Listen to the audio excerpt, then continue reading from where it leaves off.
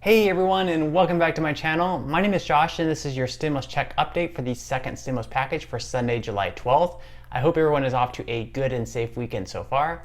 Let me know in the comment section below how your summer this year has differed a little bit in comparison to prior years with this whole pandemic that we have going on.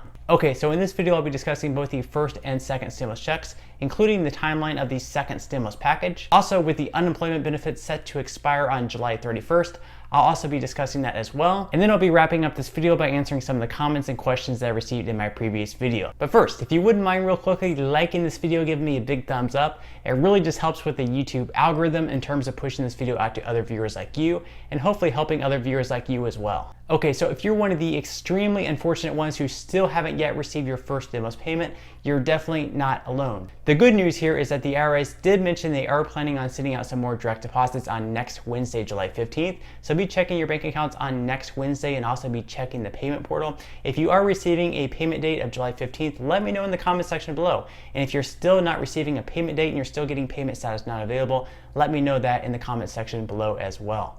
Also, if you are an expat living abroad outside the United States, the IRS recently made note that they are going to be sending out those direct deposits no later than July 24th. That's for those people that do have a US-based bank account. Now, if you do not have a US-based bank account, then unfortunately it's going to be a little bit longer, as they're going to have to be mailing your check instead, and they're going to be mailing those checks no later than July 24th. So I hope for those people that have to wait for a check to arrive in the mail that do not have a US-based bank account, that hopefully it doesn't take more than a month for that check to arrive in the mail. And for the rest of you guys that are still waiting for your first stimulus check, I'm incredibly sorry, but hang in there. Hopefully it's not going to be too much longer for that stimulus check to arrive in your bank account. All right, moving right along to some second stimulus check updates. Here's what we know so far about the second stimulus checks and the timeline of the second stimulus checks. Fortunately for us, stimulus checks at the moment seem to be a very bipartisan issue, meaning that both the Democrats and the Republicans are both on board to send out a second round of stimulus payments. Now, way back in May, the House passed the HEROES Act, which was set to send out an additional round of $1,200 stimulus payments to Americans, and it was also going to include those dependents who were left out in the first round, such as college students and adults who were claimed as dependents, where those dependents over the age of 17 would also receive an additional $1,200 as well. Mitch McConnell said the HEROES Act was dead on arrival, basically calling it a joke and saying that it took no effort to put together. McConnell and many of the other Republicans simply did not like the fact that the bill included other things, such as releasing federal prisoners, and included other details such as mail-in voting. So since the HEROES Act has absolutely no chance on actually passing the Senate, we're going to have to wait and see what the Senate can come up with as far as the second stimulus bill goes. Donald Trump recently came out and said he wants to be even more generous than the Democrats, implying that he wants to give even more than $1,200 in the next round of stimulus payments. Then we have Mitch McConnell and some of the other ultra-conservative congressmen who want to keep the spending down and even went as far as maybe throwing a number around like $40,000 or less per year as far as the people that would be eligible for receiving the next stimulus payment. Of course, I think that if we do only include the next stimulus payments to those who earn $40,000 or less per year, I think that would be incredibly silly because cost of living has a huge impact on how far this $40,000 will go. Because $40,000 in Los Angeles isn't going to go nearly as far as $40,000 in Oklahoma City would. So I really don't think that you can just pick a number out of a hat and use that number across the board as far as who would be eligible for the next stimulus payment. And in all fairness, McConnell never came out and flatly said that everyone who earns less than $40,000 would be the only ones eligible for the next stimulus payment. The only thing that McConnell said is that those who earn less than $40,000 per year were hit the hardest, which it is absolutely true because those who earn less than $40,000 per year were laid off from their jobs at a greater rate than those who earn more than $40,000 per year. Mitch McConnell has also stated that his focus on the next stimulus package will be on kids, jobs, and healthcare. McConnell has also stated that his number one priority in the next stimulus package will be to shield business owners from lawsuits in relation to the virus. So if, say, an employee shows up to work and then they get sick from the virus and then even potentially end up dying from the virus, McConnell wants to protect the business owners from potentially being sued by the victim's family. House Democrats, in comparison, are opposed to that. They feel that doing something like that would give employees even fewer protections, especially in a time like this during this pandemic. So I'm curious, what do you guys think about that? Do you believe that business owners should have protections from lawsuits as long as they are acting in good faith? Or do you believe that employers should be able to be sued by employees if they get sick or possibly even die from the virus? Comment your thoughts below on that. Another big focus in the next stimulus package will of course be on unemployment. As we all know, the $600 weekly federal unemployment boost is set to run out on July 31st, which is less than 3 weeks away. Now, this doesn't just concern the 20 million Americans on unemployment right now.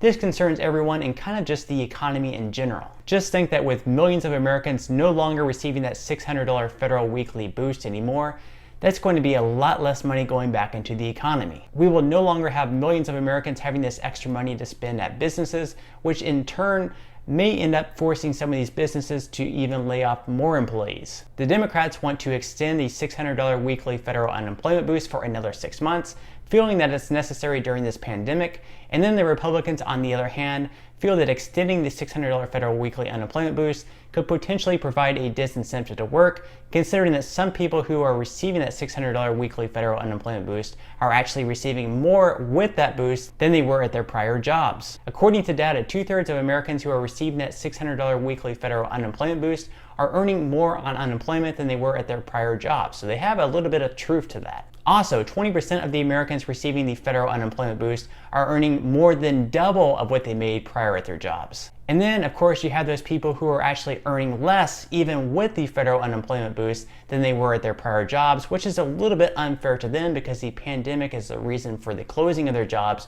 And since they're no longer able to work, they're seeing a huge reduction in income. Okay, so with that said, either way, whether you're earning more on unemployment or less on unemployment, either way, we have a huge problem looming on our hands that definitely needs to be fixed. The Republicans and the Democrats must come together to come up with a bipartisan agreement.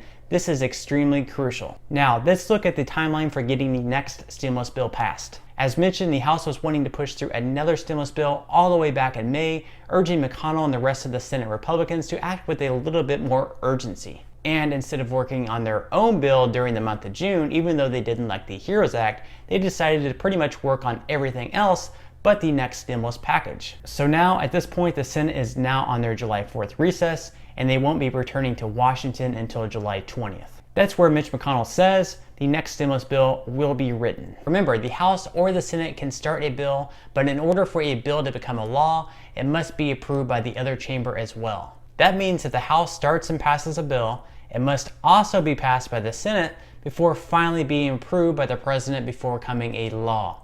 And on the other hand, if a bill starts in the Senate and is passed in the Senate, it must then be passed by the House before being approved or vetoed by the President. When the Senate returns to Washington on July 20th, they'll have approximately 15 working days to get the next stimulus bill passed through the Senate before they go on another month-long recess. The problem, of course, is that the House is only going to be in session and able to vote on bills through July 31st. Because you see, the House goes on their own summer recess, which begins on the following Monday on August 3rd. Now, I guess they could always skip their summer recess in order to pass the next stimulus bill, but who really knows in the end what they'll decide to do. This means that if the House does decide to take their recess on August 3rd, we'll only have around approximately 10 working days from when the Senate returns to Washington on July 20th, all the way until July 31st to get this next stimulus package passed. So if the Senate can vote on and pass their stimulus package by perhaps like July 29th, then the House will have from July 29th till July 31st to vote on and pass the next stimulus package if they approve of what the Senate passes on to them. So obviously this is an extremely tight timeline. And as you can remember, July 31st is also the date in which unemployment expires. Not the best time to be taking a recess, Congress.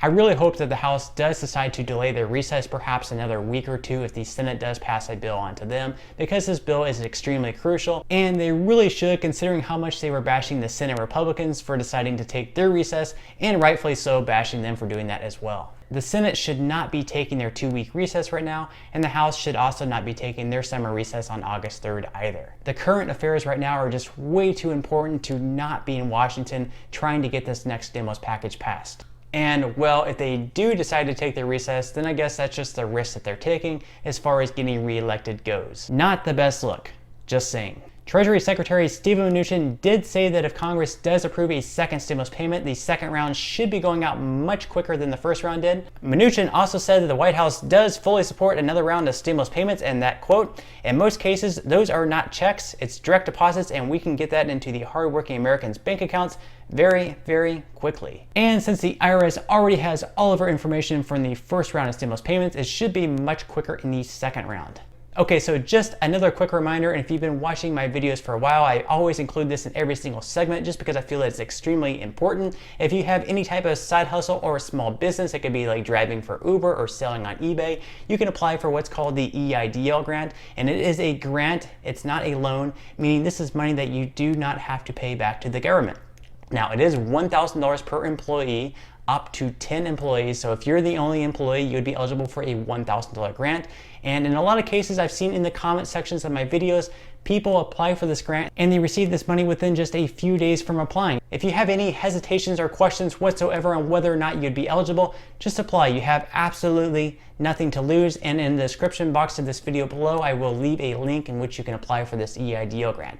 Just apply, you have nothing to lose here. All right, so at this point, I'm just gonna answer some of the comments and questions that I received from my previous video. And if you have any other comments or questions for me, feel free to leave them in the comment section below. I do try to respond to as many comments and questions as I possibly can. And those comments and questions I'm not able to get to, I do try to pick some of the more popular ones to answer in the next video in video form. All right, so without further ado, let's go ahead and jump into the first question of today's video. That is from Tammy. Tammy says, will SSI disability get this check? All right, thank you so much for that question, Tammy. And even though the next stimulus bill has not yet passed, Steven Mnuchin has come out on multiple occasions and said that everyone who received the first stimulus payment would also be eligible for the second stimulus payment as well. So as long as you were eligible for the first stimulus payment, then you should also be eligible for the second stimulus payment as well. All right, so the next question of today's video comes from Cindy. Cindy says, my daughter is 17 and has been on SSI since birth and has not received stimulus. All right, thank you so much for that question, Cindy, and I'm so sorry your daughter still hasn't received her first stimulus check. Now, my first train of thought here is that most likely she may have been claimed as a dependent on yours or someone else's tax returns. If that is true, then unfortunately she would not be eligible for a stimulus payment, and then you or whoever else claimed her as a dependent on their tax return would also not be able to receive the $500 dependent bonus just because she is not under the age of 17, she's 17 or older. So unfortunately, she would not get the $1,200 and then you would not get the extra $500. Now, if she was not claimed as a dependent, then she should be eligible for the $1,200. So in the meantime, I would just continue checking the payment portal for her, and there should be an update soon and she should receive her payment soon. All right, so on that note, I'm gonna go ahead and wrap up this video. If you did enjoy the content in this video and you'd like to see more videos like it, please consider subscribing to my YouTube channel. It is completely free to do so, and it's a great support to me. Also, if you would like to receive one free stock valued all the way up to $500 from Robinhood, feel free to claim that stock by clicking the link in the description box below. And until next time, I'll see you guys, and I hope you have a great day today.